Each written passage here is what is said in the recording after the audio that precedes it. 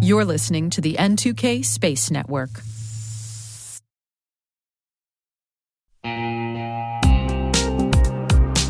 Quick question. Do your end users always, and I mean always without exception, work on company-owned devices and IT-approved apps? I didn't think so.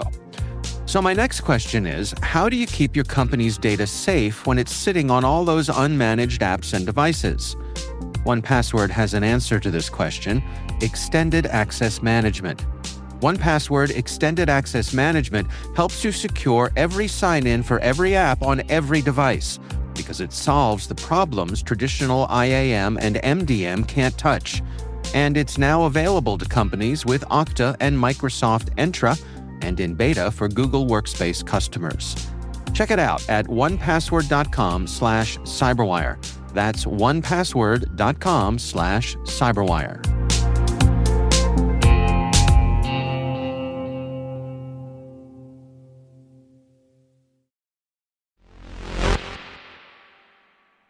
You know, we were just thinking here at T-Minus the other day that it's actually been a little while since we last heard our regularly scheduled Artemis bashing from the U.S. Office of Government Accountability. And no, I'm not saying it's unmerited, but it is amazing that you can almost set your watch by it. This time, the exploration ground systems at Artemis got a closer look. And do you even need me to tell you that the findings weren't favorable? Didn't think so. T-minus 20 seconds to LOS egress. Go for deploy. Roger roll. Today is October 18th, 2024. I'm Maria Varmazis, and this is T-Minus.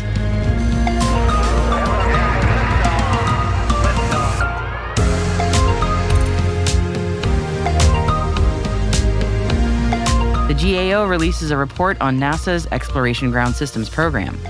NASA announces commercial crew launches for 2025. The U.S. eases export restrictions on some space-related items. And since it's Friday, our partners at NASAspaceflight.com will be bringing you the latest launch news to round up your week. So stick around for the second part of the show.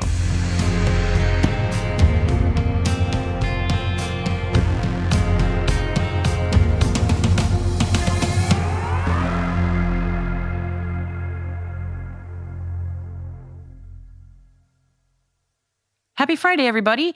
Seems a little crazy to close out this big Space News Week on a bum note, but we couldn't ignore the latest Government Accountability Office report on NASA's Artemis missions. And this time in the spotlight, it is the Exploration Ground Systems program. And that program, also known as the EGS, develops and operates everything needed to integrate and launch rockets and spacecraft for the Artemis mission, so it covers quite a lot.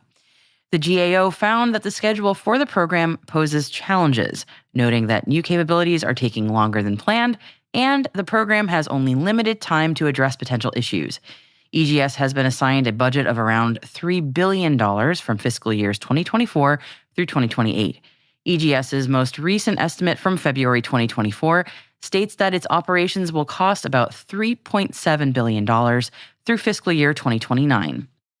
The GAO recommends that the EGS program and the Mobile Launcher 2 project conduct at least one scheduled risk analysis prior to beginning integration for Artemis 4. NASA partially concurred with this recommendation, which the GAO maintains remains valid. And not to miss out on the latest beatdown of the U.S. Space Agency, one and only Michael Bloomberg shared his op-ed in his personal media brand, must be nice, which opened up with the line, "There are government boondoggles, and then there's NASA's Artemis program." We'll let you read the rest of his opinion piece and reach your own conclusions, and the link for you is included in our show notes.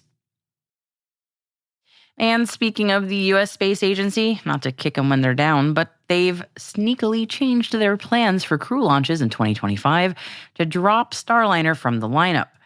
SpaceX and Boeing were both contracted for commercial crew transportation to the ISS, but SpaceX's Dragon capsule is the only vehicle cleared thus far for missions. Crew 10, due to launch in February 2025, will be a SpaceX mission to the orbiting lab, and Crew 11, scheduled for no earlier than July, will also be a NASA SpaceX mission. NASA says the timing and configuration of the Starliner's next flight, will be determined once a better understanding of Boeing's path to system certification is established. This determination will include considerations for incorporating crew flight test lessons learned, approvals of final certification products, and operational readiness. Meanwhile, NASA is keeping options on the table for how best to achieve system certification, including windows of opportunity for a potential Starliner flight in 2025. U.S. leaders have eased export restrictions on American commercial space companies to ship certain satellite and spacecraft-related items to allies and partners abroad. The idea is that this will make things easier for the growing United States commercial space industry to expand their sales base internationally, while also protecting national security and foreign policy interests.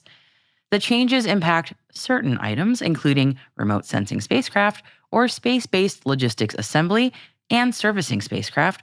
All will no longer need licenses for shipment to Australia, Canada, and the United Kingdom. Some less sensitive satellite and spacecraft parts and components will also no longer require licenses for shipment to over 40 countries. It's that time of year again when financial reports are due, and we are kicking off with updates from satellite communications giant Iridium. The company reported $24.4 million in net income for the quarter. Iridium ended the quarter with 4,482,000 total billable subscribers, which is a growth of 11% year over year, and they say the growth is led in commercial IoT. Intelsat has unveiled a new satellite cellular backhaul service platform located at the Open Access Data Center in Lagos, Nigeria.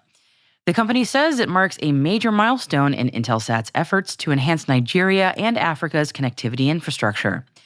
Intelsat Cell Backhaul Nigeria is what it's called, and it'll support mobile network operators and internet service providers in Nigeria and West Africa by helping them overcome challenges related to expanding mobile coverage in the region, enabling network expansion via Intelsat's satellite and terrestrial network.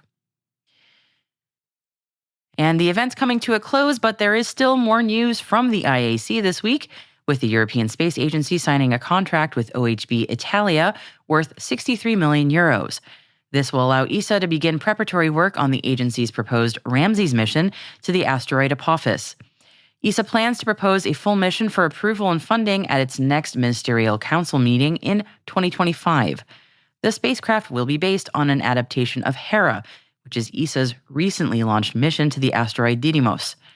ESA hopes to launch a mission to study the asteroid Apophis when it passes within 32,000 kilometers of Earth's surface in 2029. Don't panic. German wildfire intelligence company Aurora Tech has closed a €25 million Series B funding round. The company says that the new funds will be used to expand Aurora Tech's existing footprint in North America and the Asia-Pacific region, which they see as key markets for the need for effective wildfire management. This includes investments into advancing the company's orbital thermal sensor network and predictive AI technologies. The UK says NATO allies could be set to use Britain's launch vehicles and spaceports following new work that will see the alliance start work to rapidly deploy assets to space. The UK Defense Secretary John Healey MP signed a letter of intent which will see NATO allies work closer on government and commercial space launch capabilities. The Defense Secretary also signed up to a range of multinational long-term projects, from virtual training to drone procurement. And he founded Virgin Galactic, but is no longer the owner of it. Richard Branson has announced a new investment in space tourism competitor, Space Perspective. The company's planning to launch explorers from a ship inside a huge capsule gently lifted upwards at around 12 miles an hour by a high-altitude balloon. And over the course of a 6-hour journey, the balloon will rise to an altitude of 100,000 feet, giving participants panoramic views through the capsule's enormous windows. Space Perspective has also announced that Branson will co-pilot the company's first crewed test flight next year, alongside founder Jane Pointer and founder CTO Tabor McCallum. Branson says his trip will be, quote, the ultimate ballooning adventure. Canadian rocket manufacturer Reaction Dynamics has signed a contract with Australia's Southern Launch to conduct the inaugural launch and flight of their RE-102 hybrid rocket engine and Aurora vehicle from the Kuniba test range in 2025. The suborbital mission will serve as the maiden flight qualification test for Reaction Dynamics' rocket engine within the vacuum of space.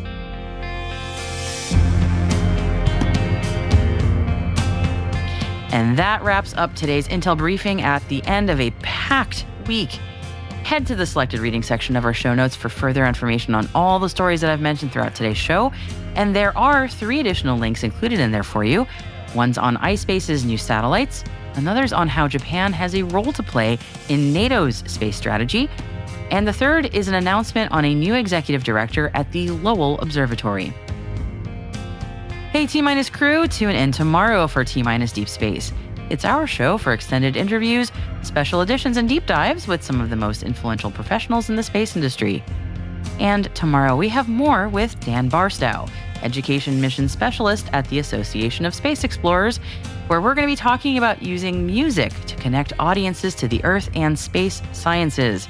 Definitely check it out while you're catching up on your weekend chores, walking the dog, or decorating for Halloween. It's definitely not too early for that. You don't want to miss it.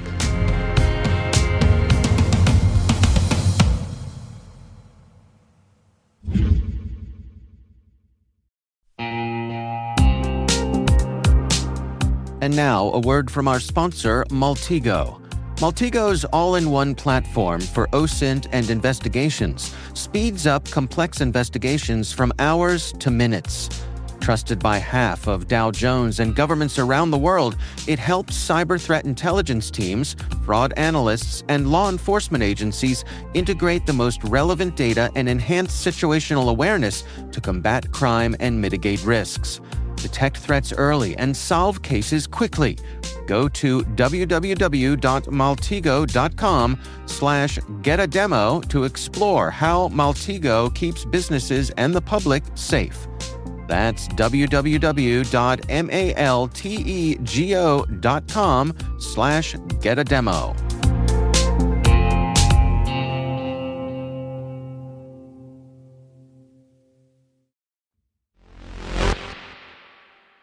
It's Friday, and our friends at NASAspaceflight.com have the latest space traffic report and a look ahead at what we'll be seeing launch in the coming 7 days.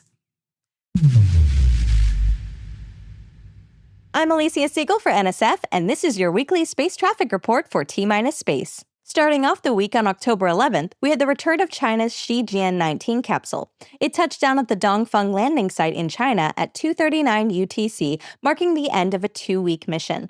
This was the first flight of China's new generation of recoverable science experiment satellites. The capsule is designed to fly 15 times, carrying up to 600 kilograms of recoverable payload. It also has space for 200 kilograms of unrecoverable payload. As for the payloads on this mission, well, not much information has been released. But we do know that on board the capsule were some plant seeds and microbial passengers to test the effects of microgravity and radiation exposure. Additionally, the flight tested new space technologies and carried space science experiments. On October 15th, Starship and Super Heavy took to the sky for their 5th test flight, and it was nothing short of amazing.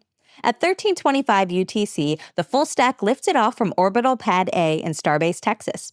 The ride uphill was pretty much textbook. Booster 12 ignited all of its engines, and they all burned for the entire flight.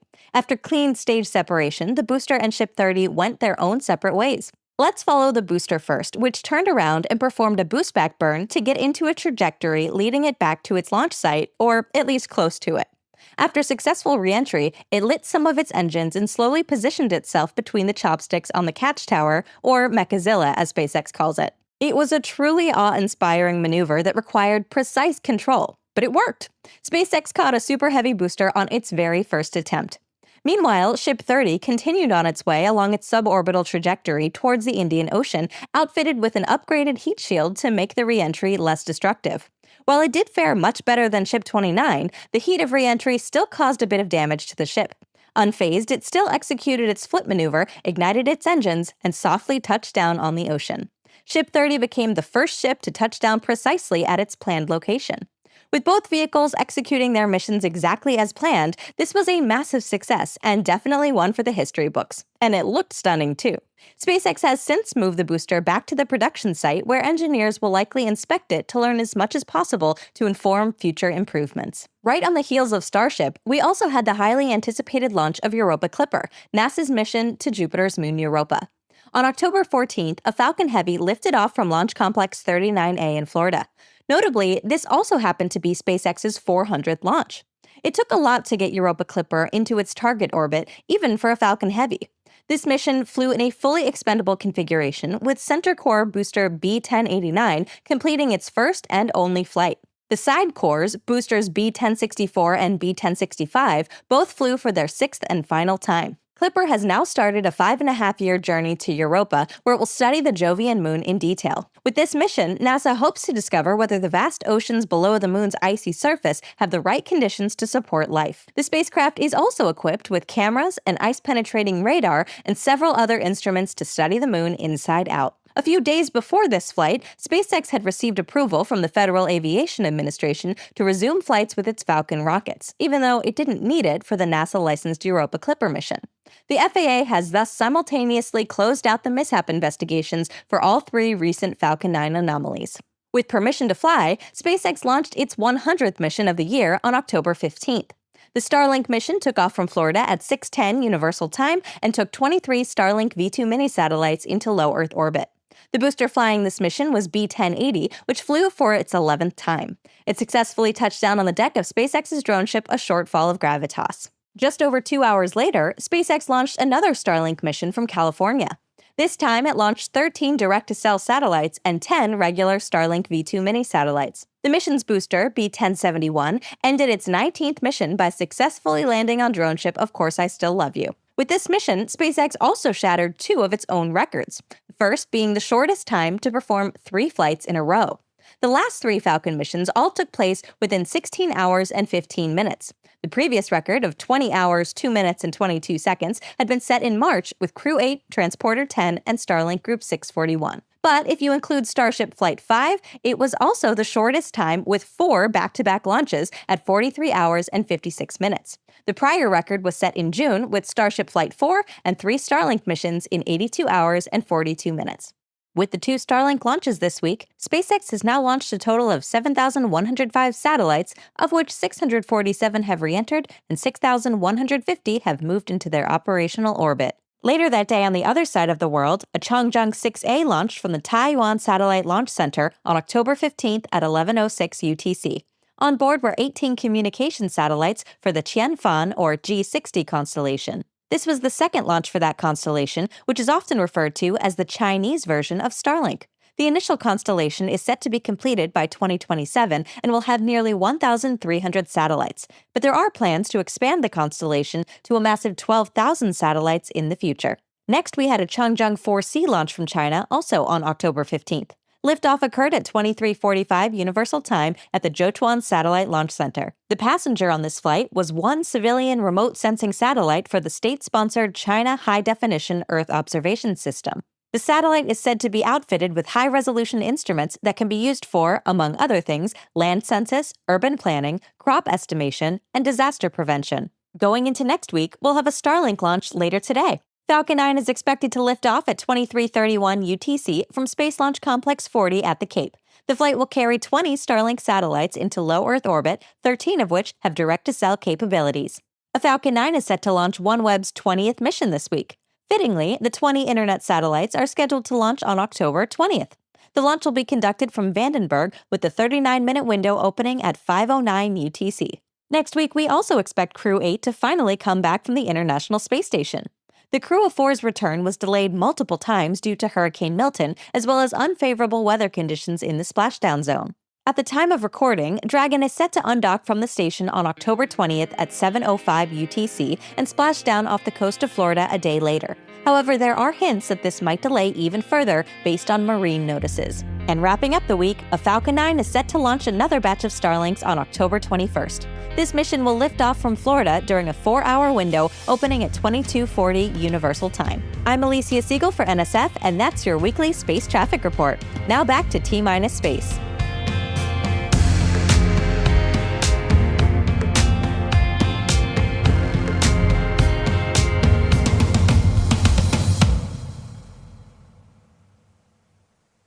We'll be right back.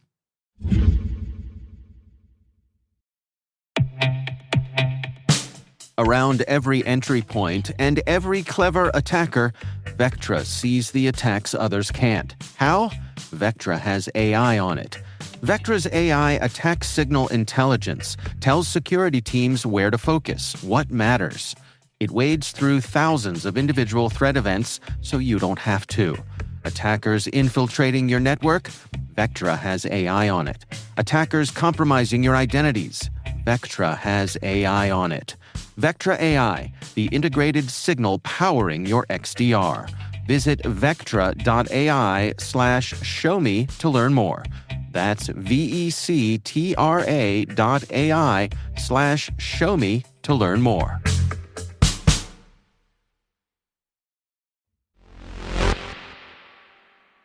Welcome back. When you're going on a long trip, you gotta pack some snacks. Those are just the rules. So yeah, when you're heading to space, doing some exploring, going some long distances, do we really expect that everyone's gonna have enough food from home to last? Or maybe the astronauts are gonna need to make a quick pit stop somewhere for some grub. Okay, so, but seriously though, how in the heck would such a thing be possible? Not looking at you right now, Andy Weir. Please put the potatoes and fertilizer away. No, we need some other potential food sources out there. And instead of spinning straw into gold, what about turning asteroids into edible biomass? Yeah, not food, but edible biomass, right? Yeah, something edible pulled right from an asteroid. Not saying it'd be tasty, but at least something that could calorically sustain a human being. It's apparently within the realm of feasibility, according to work by 3 researchers at the Institute for Earth and Space Exploration at Western University in Canada in their freshly published research in the International Journal of Astrobiology. The study, I should heavily note, is purely conceptual, and it explores just the theory of if it's even mathematically possible to extract enough biomass from solvent-insoluble organic matter, or IOMs, at a maximum, which are compounds found in asteroids like Bennu in various concentrations. A lot of ifs in the statement coming up, but the study found that if the biomass extraction process hits a certain high level of efficiency, and if it can extract just about the most biomass possible from those IOMs, theoretically, you could extract enough calories to support an astronaut's life for a very long time, like hundreds of thousands of years. A result that the study reports as I quote, promising, and I'm inclined to agree, although, again, this is all math only and not yet demonstrated. Now, if the only food available is from solvent-insoluble organic matter found in an asteroid, to me the real question is that life actually worth living? You cannot actually live on biomass alone, can you?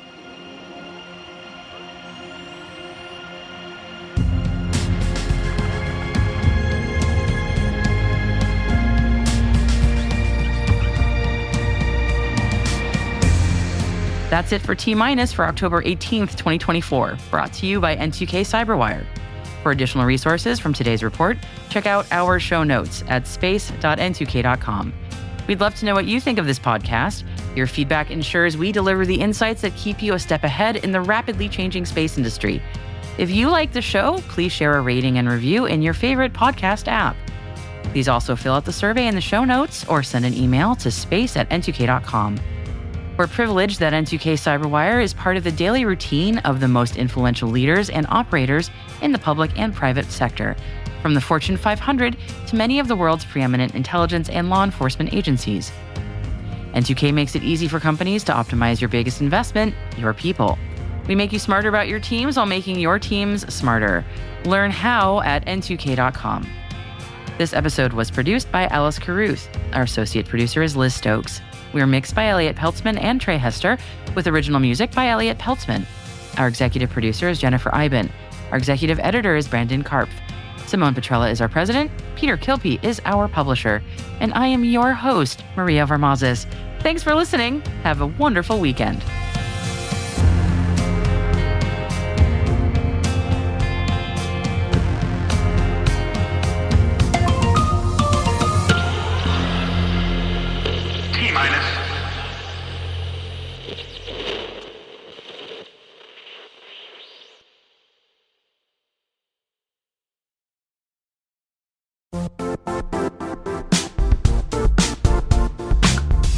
And now, a word from our sponsor.